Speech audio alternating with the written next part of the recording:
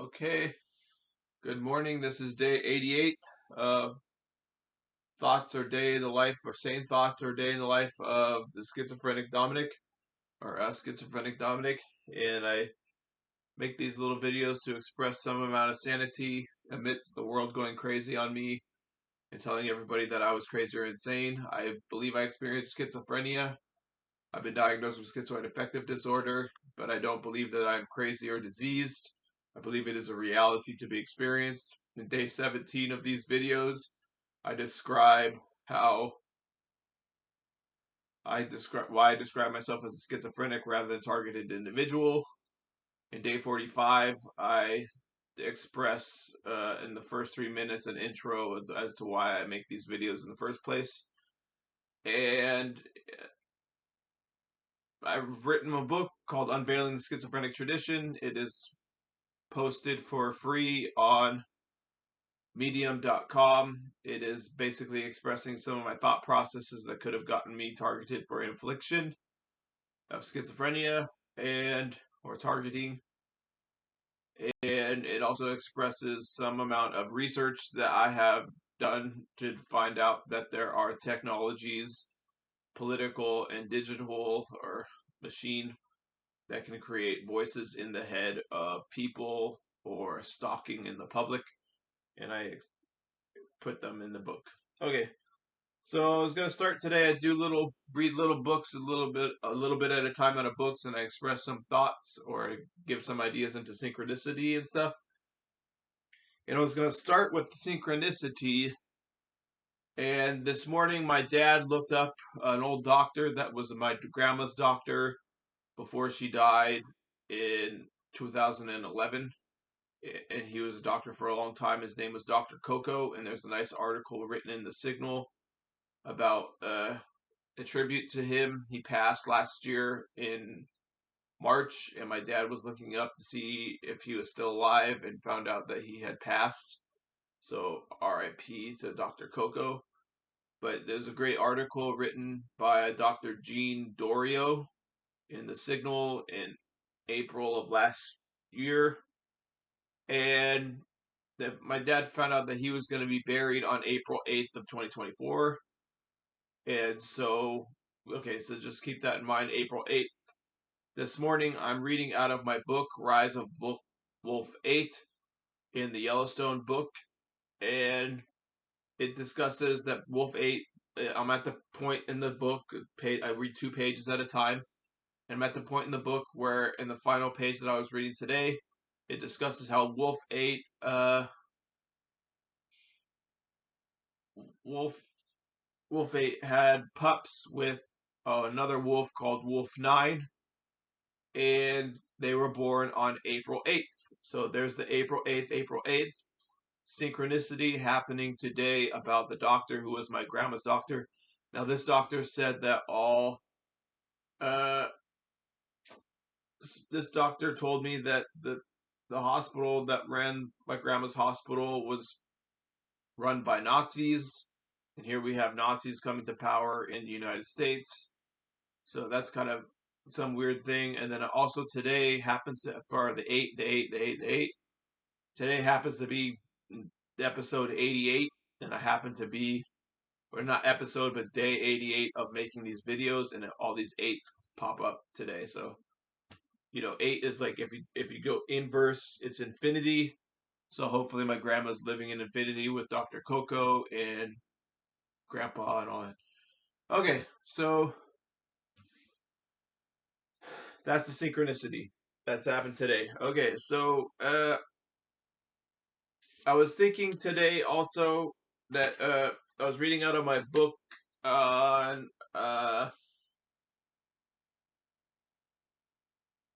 I can't remember what book it was, but I was thinking, and the things to fall apart. Okoye is visiting his father, Okuno, I think is his name. And Okuno is a debtor, and he owes Okoye money, and Okoye is talking about how great he's doing and everything. And uh,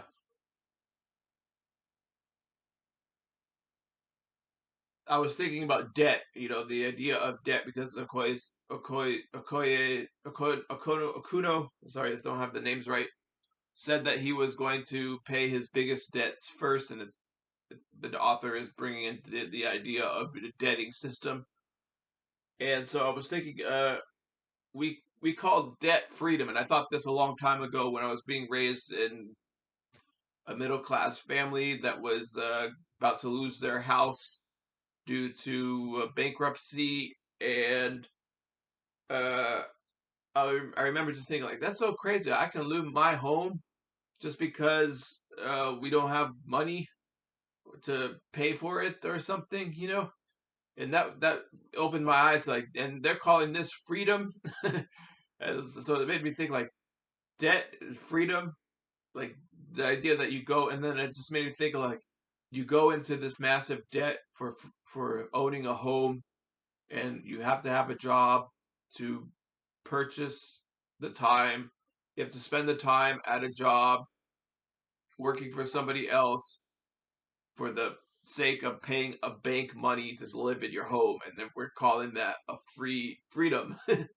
And I know that there is some amount of freedom to our system, and so I'm not discounting the freedom that does exist in our system, but some of it is not really what you would constitute an idea of freedom, I think, objectively, if you were not brainwashed into our system or whatever.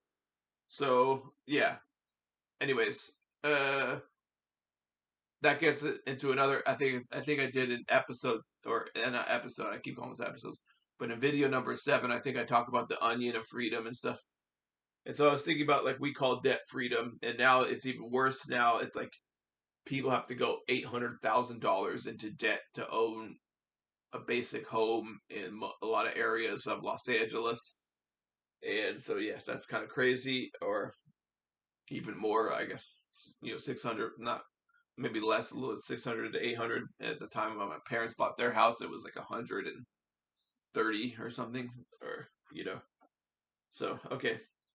Olajuwon, uh, Olajuwon was recalling in his book, or the author was recalling how Olajuwon recalled being called a dongo when he was a kid because he was super tall and he was kind of shy, and it was in relation to like not being able to speak his own language in school, and he was kind of shy, and the kids called him a freak and everything. And it made me think about, like, people there are actually kids going around bullying other kids for being immigrants in America right now, like, well, ISIS is gonna get you and stuff. It was on the news and stuff, and it's just kind of sad. The whole bullying thing of kids is kind of sad. But anyways, Olajuwon recalled the feeling like a freak in school, and it's kind of funny is like he became like an NBA champion, MVP, beat Shaq, beat the Lakers, and you know, uh, beat the Lakers in the '80s. And it's kind of like it's kind of crazy how like when he was a kid, he thought of himself as a freak, and he was probably and he turns out to be this super gifted person or whatever. So I know that's kind of weird, but to even think of ourselves as like different, but we are different. And yeah, I was just recalling. I was just thought that was interesting that Olajuwon and so in Homo Deus, he talks about the Garden of Eden and our serpent past, and we have reptilian brains now in the Western idea, and this was like an idea held by people around the world and other cultures, animist cultures, and the idea that we were serpents in the past, and that we have a reptilian brain, and then it makes me think about all these ideas of like reptilians and stuff. Aliens are supposedly underground and stuff like that, and the idea that we come from aliens and everything, or come from, well, some people say we come from aliens, the Garden of Eden, and then the Serpent Society, all that stuff that surrounds the Garden of Eden with the Tree of Wisdom and eating the apple, and the women are in the symbology of casting the woman aside to the serpent, the evil serpent, and stuff in the Old Testament, and how it comes from other ideas of the tree of life from previous, and I know all that stuff. It's all interesting. The Garden of Eden is very interesting, but I was thinking today that like we are potentially like if you think I was going, does that mean like if we come from serpents and we've evolved or whatever, like the idea of evolution? Does that mean like if you go back far enough, we had the potential to be jaguars, or we had the potential to be birds, or we had the potential to be a whale or a dolphin, or like because if you go back far enough, the life supposedly came from like one source. So do we have all those animals in us potentially? Like if especially if time is not linear or whatever, or now we're creators and you can create the different, we're crossing strawberries with fish and stuff, and it's like it's kind of interesting because like when you see animals, you think like you are in that animal, to some extent, and so like when we see animals, we're looking at ourselves, and maybe that's something I have to take with me, and I have to stop eating meat. I just had some tuna right now. I'm eating vegetarian most of my meals, but I do eat like chicken and tuna, chicken and fish sometimes, typically after I've eaten 1900 calories. But maybe I need to see myself in the animal. I think I know it's not crazy, but maybe we are, like, if you look at the animals, we are part of that animal because our DNA goes back and could have evolved into something different, but it evolved into this, and this is just what we evolved into. But we could have been something totally different. That's what I think, or whatever. Okay, Trump removed the Jackie Robinson information from government websites because Jackie Robinson was in the military and they discussed, segregation, and they discussed history. I mean, it's just part of history, guys. And Trump removed I thoughts information about Jackie Robinson's military record from government websites, and that's kind of crazy. I was reading actually in my baseball book how the Mets have a Jackie Robinson plaque, or they have a Jackie Robinson section in their stadium, and are homage to Jackie Robinson, and it's kind of crazy. Like, you know, something as basic as that basic sort of history about race relations in America is now considered divisive. It's just fucking history, and it's like there we're it's really sick that we're people are erasing history. And somebody said the other day on Threads, they said 75% of our history is taken up by slavery and segregation, and teaching that is part of history.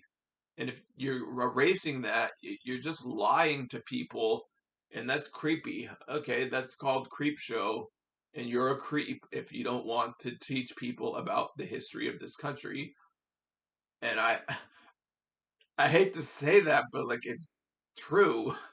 Okay, like these Nazis in the American government, these Trump people, they're creeps. Okay, and you erasing Jackie Robinson the from government websites. That's just pathetic. And so maybe I don't want to use the word creep. Maybe I spoke out of turn. This is the danger of thinking on camera.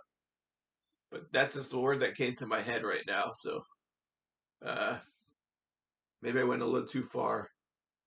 But all right, I'm gonna go ahead and stop here because maybe I went too far. But that's what I wanted to say in that moment. And okay, goodbye.